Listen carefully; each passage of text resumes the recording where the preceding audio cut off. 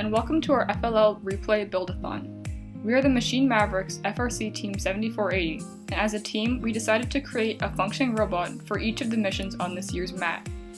In this video, we will explain our processes for each of these missions, from planning to building, to programming to executing. Zone 1, Step Counter and Treadmill. Okay, so we're the team doing Zone 1, and here's the first mission that we're going to have to attempt. This is called the Step Counter, and the goal is to push this green pad slowly and steadily on hitting the red, then the yellow, and then the blue finally. Okay, so this is our second mission here. This is called the Treadmill mission, and basically the goal is to spin these wheels towards the robot, which will be over here. And that will gradually spin this dial over here towards the dark green color. Okay guys, so this is the robot we've come up with. So there are a couple features on this that I think are neat and very useful. So this is a color sensor. These things are very useful because they allow you to follow these lines, and with the amount of lines on this field, that's what you're going to be wanting to do, because these lines will take you to so many of the missions. Another thing, this is our third wheel. It's just a rolly ball in a socket, so that allows you. So this isn't gonna mess up your driving or anything, but it'll just add another point of stability, so that your robot isn't just on two wheels. Another thing that's a bit more advanced, but serves you very well if, say, your motors just start malfunctioning, one of them breaks, or your brick just completely dies, is making it modular. Now, it is very hard, and you don't need to do this, but see, this right here, this pops off. Then you can unplug your wires, and now you have easy access to this brick. Okay, we've made our first attachment for the first mission, which is the step counter. So it's just a basic arm, and it attaches onto that main base attachment that goes on top of the robot. So it fits on just like this, and then with a simple line follow code, it just slowly and steadily pushes in the arm of the step counter, and then this will break off because there's no rule this year that says we can't just leave parts on the field. And so that just pushed it all the way to the blue mark, which means we'll get full points. Okay, so this is the attachment that we've made for our second mission, which is the treadmill. So what this is going to do is this is the same base attachment that you saw previously, but we've added now on this side, what we have is attached to the motor. So now the motor's actually doing something. This whole chain system that will, so when the motor spins, it's actually going to end up spinning this, which is going to spin this wheel right here. And this wheel, when we're lined up correctly, will actually be connecting to, will actually just be fitting directly onto that treadmill. So if you look now it's actually should be able to spin this very well.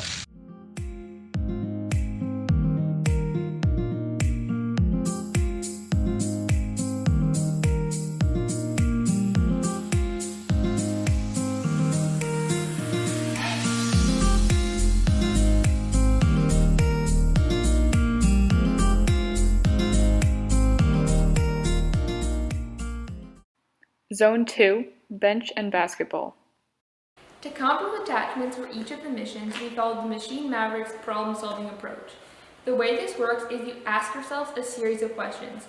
The first question is, what is the problem? From there, you ask yourself, what is the simplest thing that could possibly work to solve this problem? Then you ask, how would we try it? And based on the answer to this question, you try the simplest possible solution. Then you ask yourself, did it work? And if it did work, great. Then you see if you can make it more reliable or simplify it.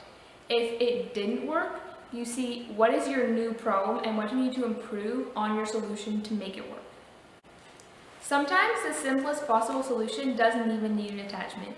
For instance, every year there's pretty much at least one mission that can be done by just ramming into it with your robot, and you don't need any extra attachments. However, for the remaining missions that do need an attachment, you might be tempted to start by thinking how you could use a motor to solve that mission.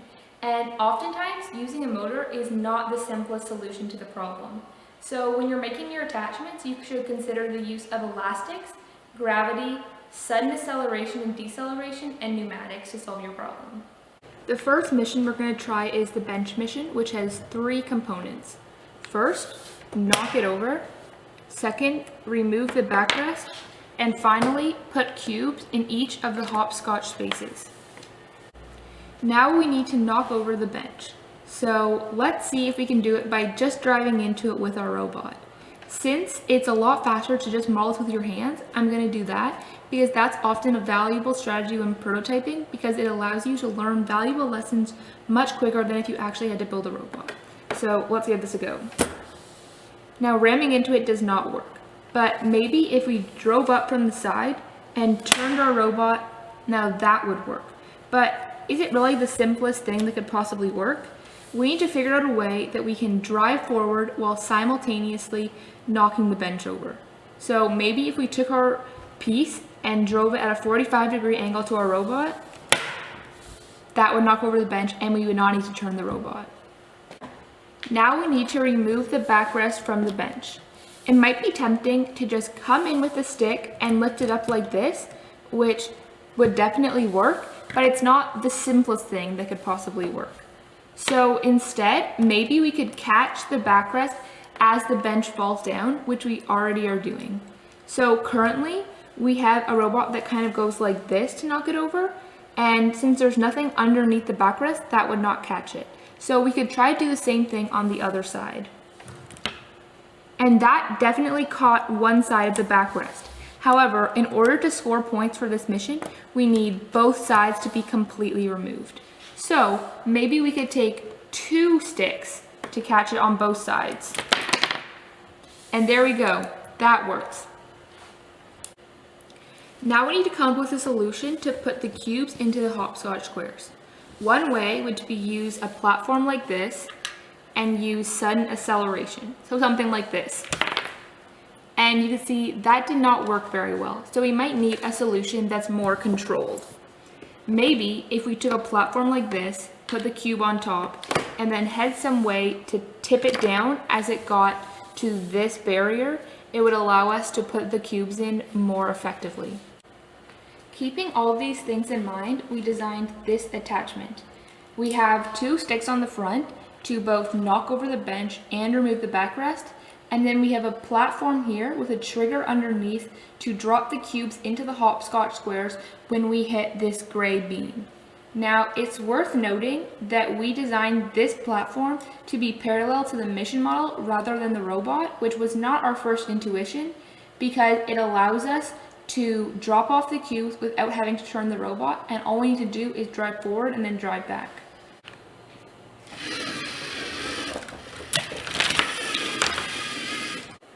Next, we needed to attempt the basketball mission, and we decided that we would simply raise the basketball net to the utmost height and not put a cube in the basket. So it's worth noting that there are many ingenious mechanisms already built into the field for you to study. So for instance, when we needed to lift the basketball net, we needed some kind of an elevator. Now, we realized that we had one right in front of us by using the basketball mission itself. So quite literally, we took another one of these mission models that we had from a different mat, and we slightly repurposed it into this attachment that you see here. Now to lift it, we knew we could do it using a motor. However, that was not the simplest thing that could possibly work. So we decided to make use of a form of stored energy that we mentioned before, elastic bands, to trigger this mission. So what we do is we drive this attachment forward with a peg in the back of the robot that keeps the old basketball hoop in the downward position. Then, when we back up, this slides up and brings this with it.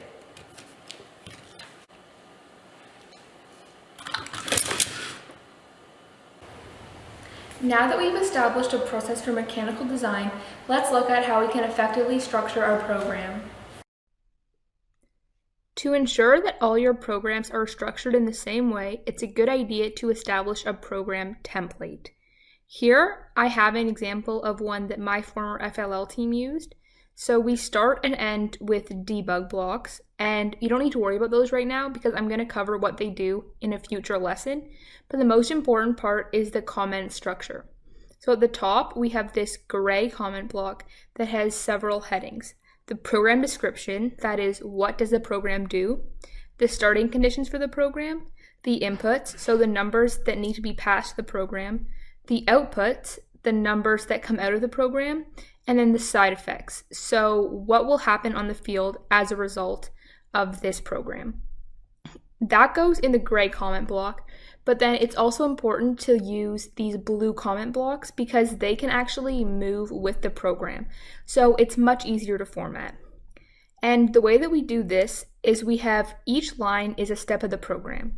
So in the first line of code, you'll put one of these blue comment blocks and outline the first step. Once you've commented the first step, do the same for the remaining steps, starting a new line for each step of the program. It's a good idea to start a new line because it improves the readability of your code by keeping it all on screen rather than having it go off for a very long direction on the right of the screen. Later in this video, we'll talk about how you can reduce the amount of code in each program and keep them short and sweet and therefore improve readability. Here's a sample program I made for the bench mission using the template model. First, in the gray comment block, we describe what the bench mission does, the starting conditions, the inputs and the outputs, of which there are none out of the ordinary, and the side effects. The most notable side effect is that the back of the bench might be strewn on the field, which could cause a problem for a future mission. In this program, we start and finish with the debug blocks, which again I'll get to later, and we have a comment for each step on a separate line. Now, the drive forward and back, that could have been on the same line, but just for the purposes of demonstration, I put them on different lines to show a good way to make your code readable. Now, because we want the bench mission to be combined with many other missions, we're going to make a my block. Now, what a my block does is it takes a large group of code and it condenses it into a single block that you can put into other programs. My blocks are a good idea for programs that you use frequently, such as line followers, but they're also a very nice way to structure your code. To make a my block, we're going to select all of the code, excluding the play button, Tools, My Block Builder. Now the name of the my block will be bench, and then we're going to add MB to denote that it is a my block. The description will be the same as our program description. Does the tasks for the bench mission. Now, on my team, we always made the icons for our missions this icon, so I'm just going to do that now, but you can set whatever precedent you want for your team.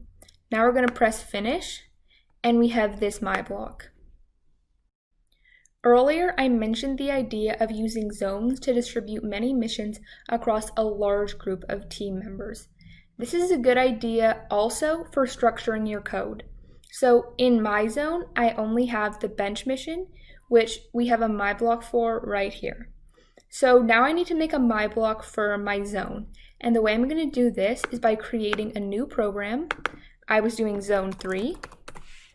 And then I will add the my block that I made for my previous mission.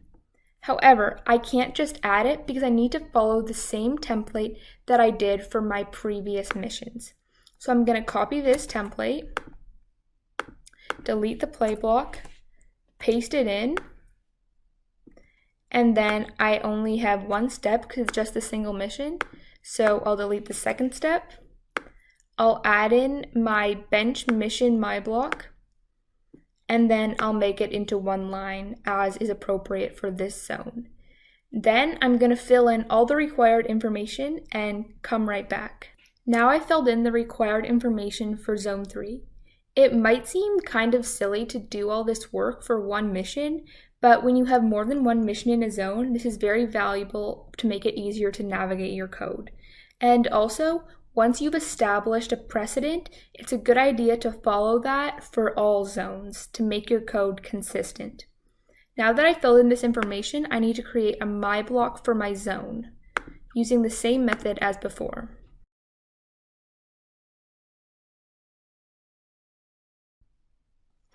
And there we go. I now have my zone 3 my block. Presumably, your team will have more than one zone and will therefore require some way to sequence the programs. Whether you do this by shuffling through programs on your team's brick screen or by some other method, it's up to your team and your abilities. What my team did was use a stave machine. So this is really complicated and we're not going to go into too much depth in this video, but it essentially works like a playlist. So each zone is a song and you can go back and forth between zones. You can replay zones, you can skip zones, and you can go in whichever order you want using simply the buttons. Also included in this stave machine are the blocks that we use for calibrating our gyro sensor and our light sensor, so we can do that easily at competitions as well. Now that we've established how to write programs from individual missions to zones to all of the missions your team does as a whole, we need to establish how we're going to name our overall project. So in my first year of competition, my team accidentally deleted our code at the competition the morning of, which caused a huge headache for all of us, and our robot didn't perform as well as we would have liked. From that experience, we learned that it's best to save a new copy of your code every day you make changes. So you can see here, I'm working in HD 2018-04-22. Now this is because I'm using my team's old hydrodynamics project. But since we're not in hydrodynamics anymore, we should probably rename it to something more pertinent. So we can save it.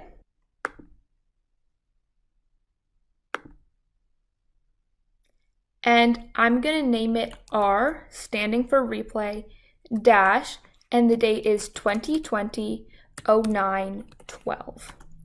And then if I work on it some more tomorrow, I'll save it a copy and name it R-2020-09-13. And this allows me to minimize any code that might be accidentally deleted. Zone 3, Boccia and Robot Dance. Okay, so this is our robot, and there are some interesting features that we are going to talk about. So firstly, we have dual color sensors. Right now we only have one because we had to take the other one out. But what that allowed us to do is during our runs, it allowed us to line follow on both sides. It also allowed us to square up to lines and line follow on one line while searching for another line so that we could stop. And that was really useful in the program. Alright, so now we're going to be talking about the attachments. So the first attachment we're going to talk about is this little container. So all of our cubes for the Boccia mission went in these two spots, and then when we got to the correct location, this would open up like this so that the cubes could fall out. So this curve is really important because it allows the cubes to come forward instead of just falling straight down. Alright, so next we have this attachment right here. This is one that we use to drop the blue cube onto the other side. And it would hit the bottom. So the next attachment that we have is this one. This one is what we use to drop the yellow cube into the arena. And it has an elastic band on it so that when we're doing this mission where we drop the blue cube in, this one folds down and then it comes back up to hit the yellow cube. Okay, so the final interesting feature is this box that we have around our robot. So this allows us to contain all of our sensors. Really, it's also really compact, so all of our sensors and our motors fit inside this box. And also, we don't actually use this in our program, but it's very useful. If you wanted to, you could easily back up against walls, and it allows you to square up against walls, both on all sides, which is really useful. And it also allowed us to add these googly eyes.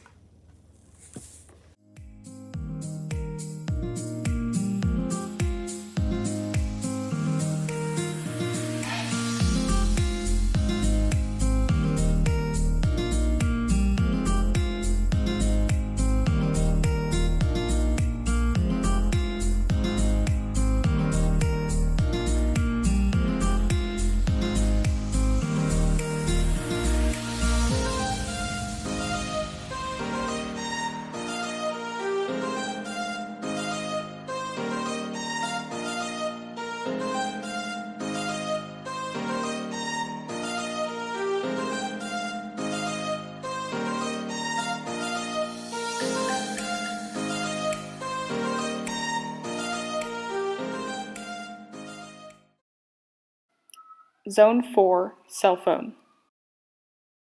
Alright, hello FIRST competitors. I have this cell phone mission here and I must flip this cell phone to the white backing for 15 points. But first, I need to take this call.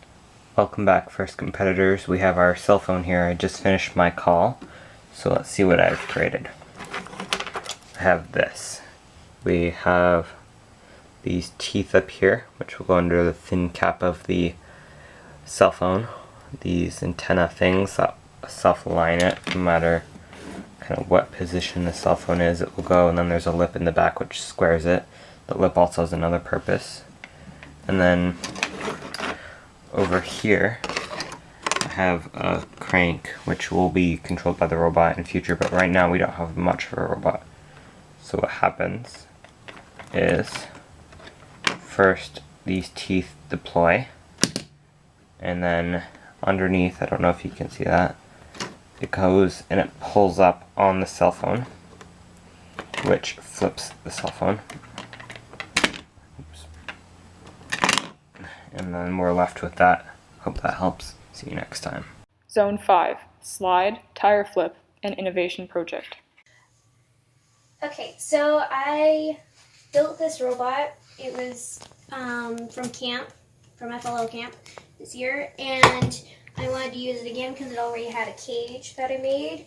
And what mission we're doing is the slide. So what I hopefully want it to do is I want this part to go down and pull them off as I go back. And then that's the first part. And then the second part is I'm going to turn it around, hopefully within 10 seconds, because that's what I put in. And then it will bring them back to this area. Now I am going to use a tape measure to help get it straight. Oh, good. It didn't. But I need the 2 men. Just need 1.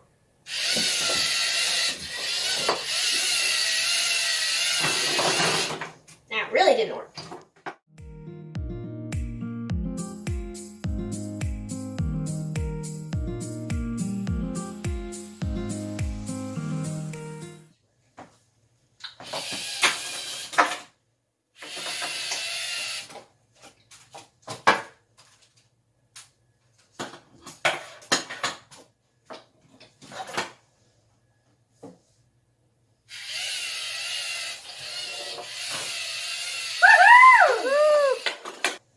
Should go forward.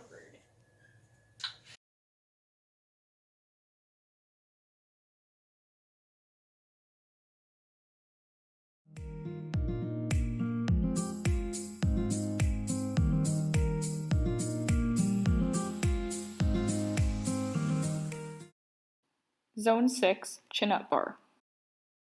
Alright, so here is the FLL RePLAY board. And the first thing I did when I saw the board is I just went around and looked at all the missions and looked at what kind of movements they needed to accomplish. So, for example, the slide here, we have to use a pushing movement like this to get the person down the slide.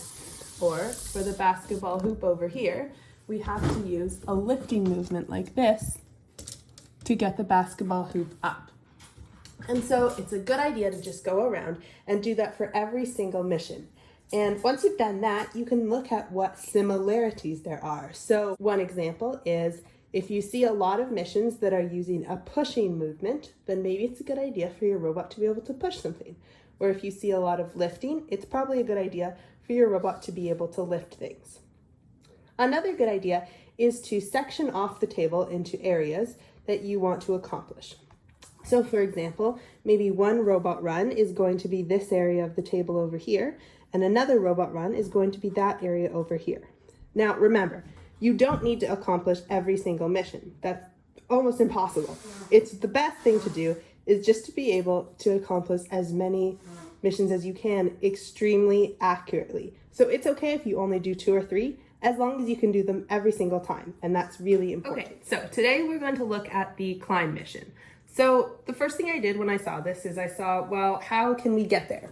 So you can see that there are these lines here, and those are going to be super helpful. It's a really good idea to have a line following robot, especially this year, because there are so many lines everywhere.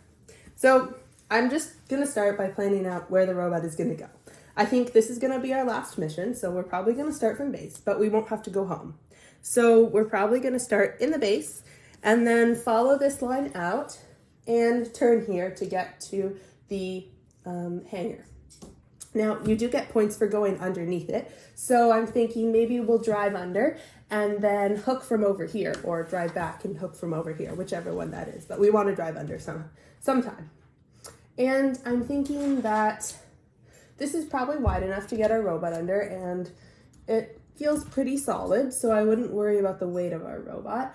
I don't think a straight bar beam would cut it, just because if we take this, for example, it sort of doesn't grab on, it slips. So I'm just gonna go around and, find some random pieces and see what shapes would work. So, this piece, this hooky piece, it looks like it's a little too slippy, so I don't think we're gonna use that.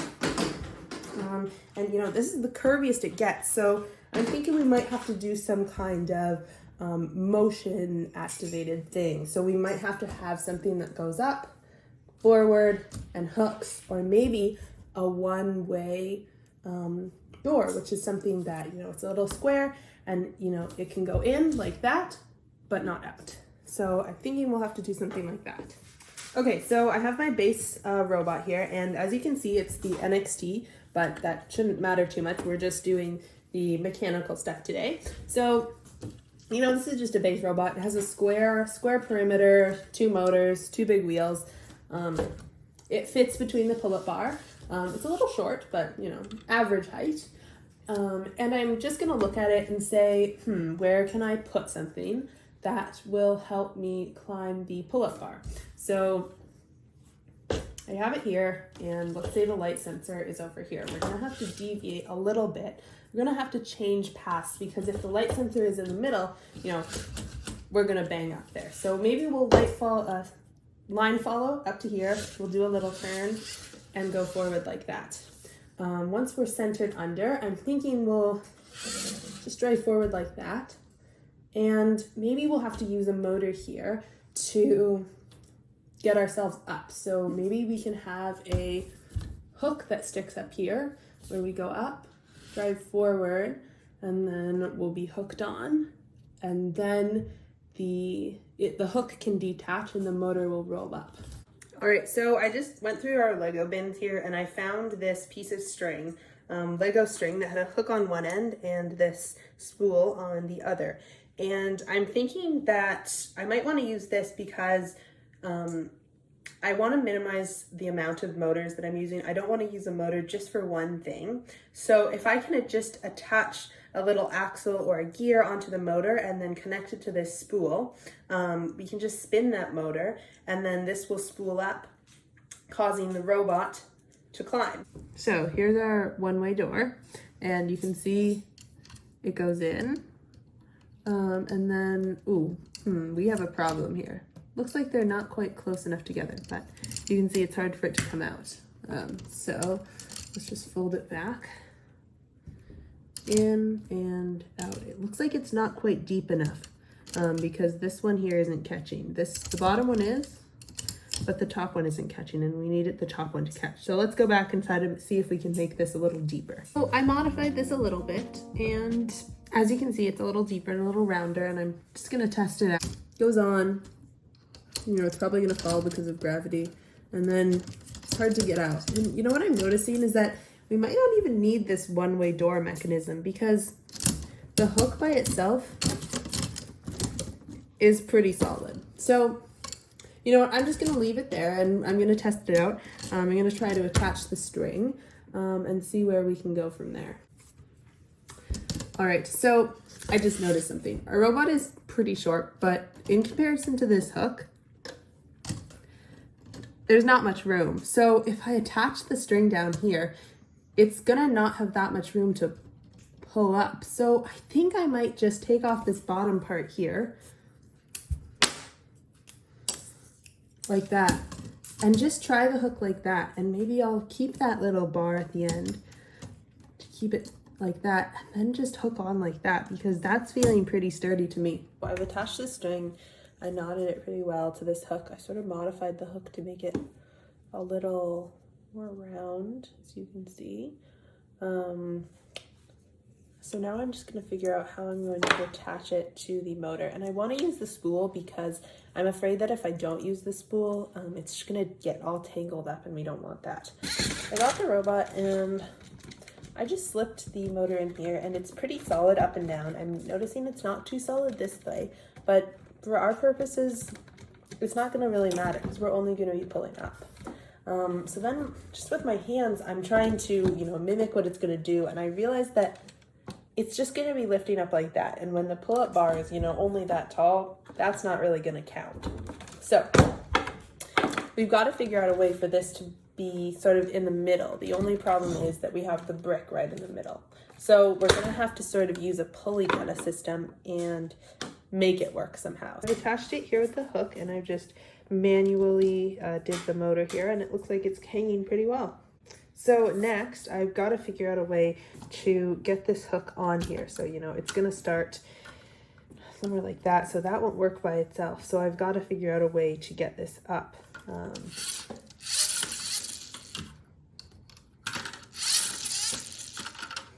Got to figure out a way to keep this up and then let go of it when it's on top.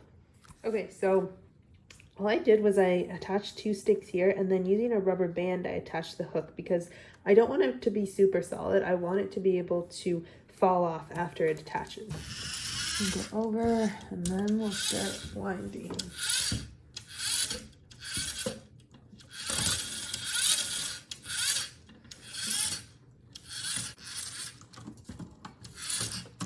Okay, looks like that worked.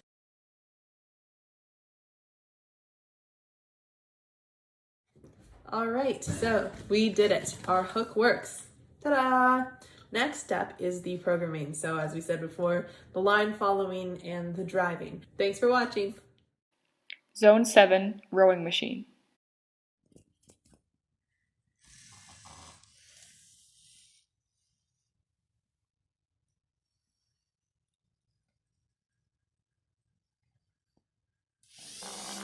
What it just did was, so it started here, then it came here, it did a turn that grabbed this piece, and it turned, and I brought it back and moved it a bit, and then it turned around, and then it turned around too far because I accidentally forgot to change the programming, and it came back. This part is taped on because I didn't have the L piece that looks like this, so I had to improvise. But obviously you can't actually do that in anything like an actual tournament. This concludes our 2020 RePLAY FLL Challenge Build-a-thon. Thank you for watching, we hope you enjoyed, and good luck competing this season. For any questions, send us an email at machinemaverics@gmail.com or visit our website at machinemaverics.com. To see this video again, go to our YouTube channel by searching Machine Mavericks in the YouTube search bar. Good luck, teams!